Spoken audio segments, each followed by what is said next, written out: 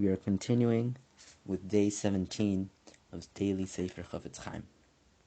And the Chafetz Chaim is going to enumerate the last two negative prohibitions that one violates once one speaks Lashon Hara, and that is going to be the end of the Lavin, the negative prohibitions that one violates, and then the Chafetz Chaim is going to continue with the positive commandments. Okay, so reading inside. If one speaks Lashon Hara to win the favor of his listener, he transgresses yet another prohibition. Lefa'amim oved od al isur hanupa. At times, someone who speaks Lashon Hara also violates the prohibition of flattery, against flattery. Shehu le'arbe geoinim hare'em ba'al Tosfot v'agaon v'gaon Rabbi Shlomo ben Gavirol lav gamur, which according to many geoinim, and the Chafetz Chaim enumerates the Tosfos Rabbi Eliezer of Metz, who's the author of Sefer Yereim, which is a book on the Triag Mitzvot, the 613 Mitzvot, ethical and halachic book. He's the student of the Rabbeinu Tam, and the Gaon, Rabbi Shlomo ben Gabriel, which is a famous poet. And according to these Geonim, it is considered a full-fledged Torah prohibition of flattery. Namely, this prohibition of flattery stems from the command, do not corrupt the land, which is in Sefer Bamidbar, chapter 35, verse 33. And the Kliyakar there explains how this command associates with the sin of flattery. Okay, Kegoin. For example, if Reuven speaks Lashon Hara Rechilut about Levi with the intention or flattering the listener, Shimon,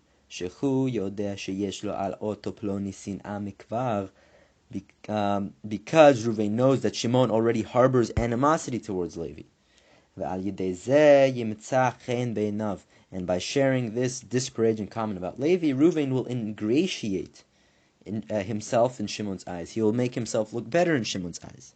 And by doing this, he transgressed the prohibition of flattery. Now this is a terrible sin. For not only does Reuven fail to fulfill the mitzvah of giving rebuke to Shimon, which everyone is obligated to do if one knows that one might accept the rebuke, the person who speaks Lashon Hara,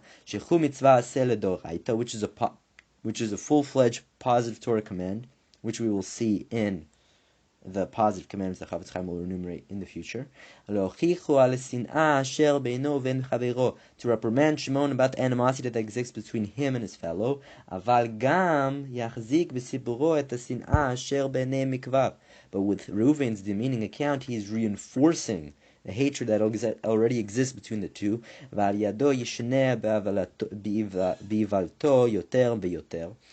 because of Reuven, Shimon will be encouraged to revisit his folly of hating Shimon over and over again, and a new dispute may arise between them, as well as several other prohibitions which may arise. Hashem yishmereinu, may Hashem save us from them. So Shimon might have, already, forgot about Levi, right? He had animosity, or, sort of dying down. But now that Reuven says that, again, this disparaging comment about Levi to Shimon, it reinforces his hatred, his animosity towards Levi. And this is, as the Chafetz Chaim says, a terrible sin. The aforementioned prohibition can easily come to involve the listener as well, right? We were talking about the speaker, right? Shimon, Reuven is relating Lashon Hara and Rechilut to Shimon. However, should the listener add some degrading information in order to win the speaker's favor, the listener also violates this command. Note also that this prohibition of flattery is very common for many sins. For instance, when Reuven speaks disparagingly of his fellow Levi, although the listener Shimon realizes that what Reuven spoke against his fellow Levi is against the halacha, right? Because it constitutes Lashon Hara and Rechilut. Shimon will nevertheless nod his head in agreement, in approval about this matter, and smooth over the matter with his tongue. By adding a few negative words of his own about Levi.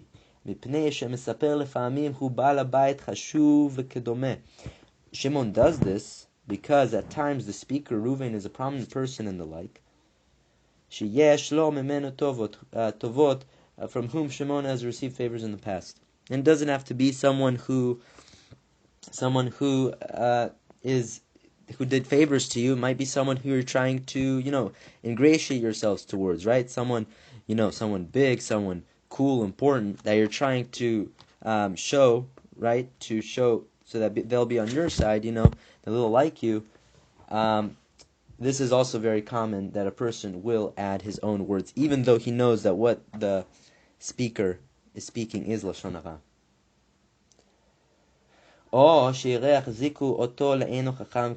Or because he is afraid that if he does not speak up, he will be considered unintelligent or the like. The Yetzer Hara will therefore be able to sway him that due to this pressure, he shall show his approval to Reuven. Okay. Now the Chafetz Chaim continues.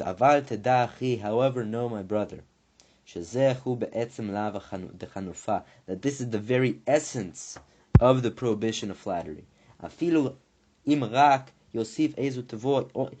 if the listener only adds a few words, as explained in Be'er Mayim Chaim. So the very essence of flattery, it doesn't have to involve it doesn't have to involve many words. It can involve just approval and adding your own Lashon Hara. This is the essence of flattery, when you're trying to stick up to someone and show your approval.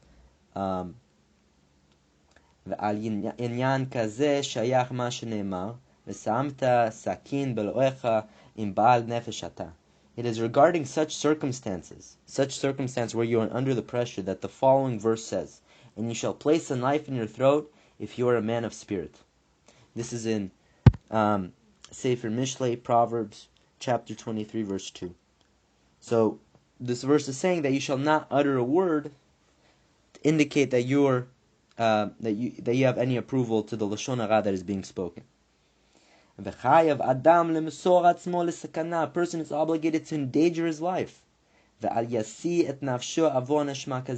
than incur such a grievous sin. So in addition, right, to speak Lashon Hara, you're doing the sin of flattery, of showing, right, you're trying to show approval of what's being spoken. So it's better that you give up your life and then speak and then incur such a grievous sin.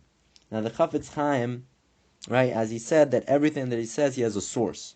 And this source of this halacha, that one has to risk his life rather than flatter the wicked, is from Sharei Tshuva of Rabbeinu Yonah, and he derives this from the episode in the Gemara in Masechet Soita, Daf 41a to b. This is the story of Agrippa. Agrippa, he served as a king of Israel. He served as the last king of Israel, right before the destruction of the Second Temple, and he was a descendant of slaves. And he's not qualified for the position of king. Right? He has to be, there are many different qualifications. He was not qualified for that position. So the Gemara cites an incident, right? Agrippa only ruled for 2-3 years. That when Agrippa, right, at the time, he was reading the section of the Torah, right, Hakel, right, at the end of the Sukkot, at the end of every 7 years, Hoshana Rabbah, the king reads the Torah in front of all the people. So when Agrippa was reading the Torah, he came across the section in the Torah that says that someone whose lineage is disqualified for monarchy is not allowed to be a monarch. And he began to cry for this realization, right, that he's not a valid monarch. And the people at that time, right, he was a good king. He was very kind to the Jewish people. And And they said, "Do not fear Agrippa, our brother." They tried to flatter him. They tried to not say, "Don't worry, right? You're still our brother. You're still our king." And then the Gemara there says that at that moment, the Jewish people were sentenced to destruction because they flattered Agrippa and overlooked his ineligibility to be king. So they did that maybe out of fear of their lives, or maybe out of tried to because the king was so nice to them, but they overlooked the ineligibility of Agrippa, and they should have been ready to sacrifice their lives to avoid his flattery because of the sin they were sentenced to destruction. However, Tosfot, it's more known that Tosfot does not agree with Rabbeinu Yonah psak, right? He does not take from this story that one should endanger his life to not flatter someone. Okay. Continuing, על פי התורה, צריך בשעת מעשה על כן פנים להתחזק מאוד שלא לסייעו. According to the Torah, if Shimon finds himself in such a situation, he must at minimum exert a great deal of self-control to ensure that he does not incur Reuven, right? At minimum. Afilu b'tnu'a achat, by making even one gesture, שיראה ממנו שהוא מסכים לסיפורו, that indicates that he approves of Reuven's words. ועל זה שייך מאמר חז"ל בעדויות. It is about such situations like these, where a person has to exert a great deal of self-control at the minimum,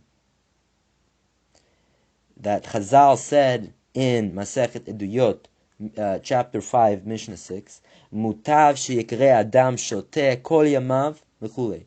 Better that a person be called a fool his entire life than be considered wicked in the eyes of Hashem for even one moment. So, actually, the Chafetz Chaim later says in his Ber Maim Chaim, the commentary, that if the listener feels, right, he cannot protest, and he's uncomfortable with just merely standing there, right, just standing there, not, right, he's not allowed to do any gestures show his approval, but he doesn't feel comfortable just standing there not doing anything. So in that case, the Chafetz Chaim recommends that a person should reply with the expression, whatever, like they asked him to say something, whatever, I don't want to hear about it, I don't want to talk about it. This is relevant even when Shimon knows that the speaker, Reuven, will not be influenced by his rebuke. Right? If a person is not going to be influenced by a rebuke, you don't have an obligation to rebuke him. So even if you know that the speaker will not be influenced by your rebuke, for if this was not the case, if Reuven would have been influenced by your rebuke, and there is a possibility that Reuven will accept the rebuke, but then Shimon is certainly obligated to reprove Reuven for this. As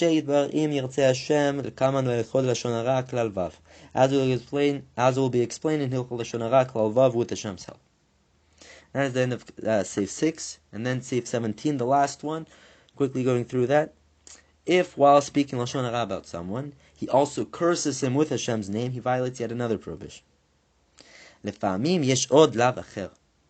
At times there is a violation of an additional prohibition when one disparages his fellow Jew, namely that of cursing with Hashem's name. Lefi ma shematzui be'avonoteinu harabim, for it is common in our many sins. Shemedaber alav Lashon Hara mitoch kas, that one will speak Lashon Hara about another person out of anger. And in the heat of the moment, in that time that he's angry, he will also curse that person. And at times he will even curse with Hashem's name, even if he's doing in a language that's other than Hebrew. And therefore, it is a full-fledged prohibition. You violate this Torah command if, for example, you say in English, "May Hashem strike that person," "May Hashem curse that person," or whatever. Has v'shalom. If you say that, even if in the language not in Hebrew, you violate this prohibition. By doing so, he transgressed the prohibition, do not curse a deaf person.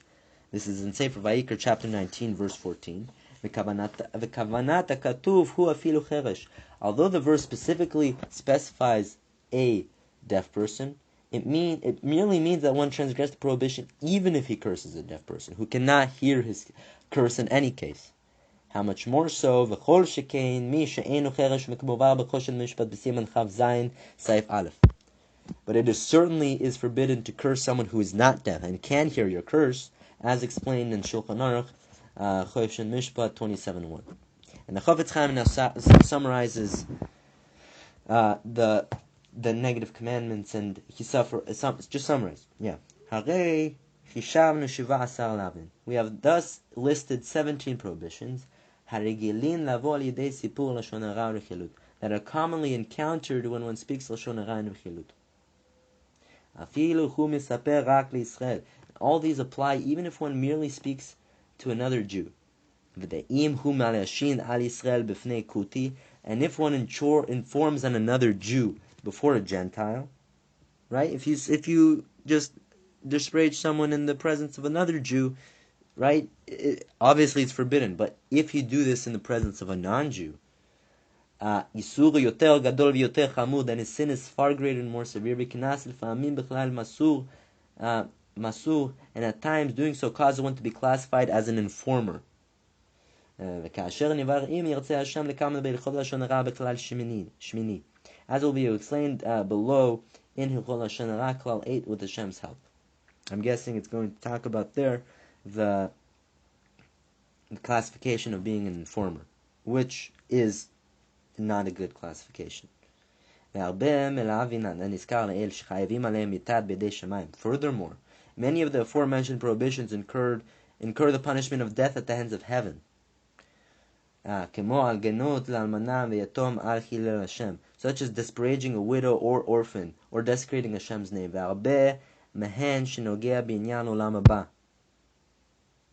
While several other pertain to the forfeiture of one's claim in the world to come, such as shaming someone in public, or glorifying oneself by degrading another. In this case, if